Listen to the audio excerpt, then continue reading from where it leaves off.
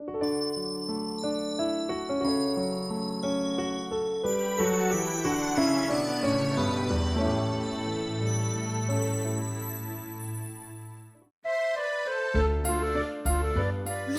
Umerov yüzüm.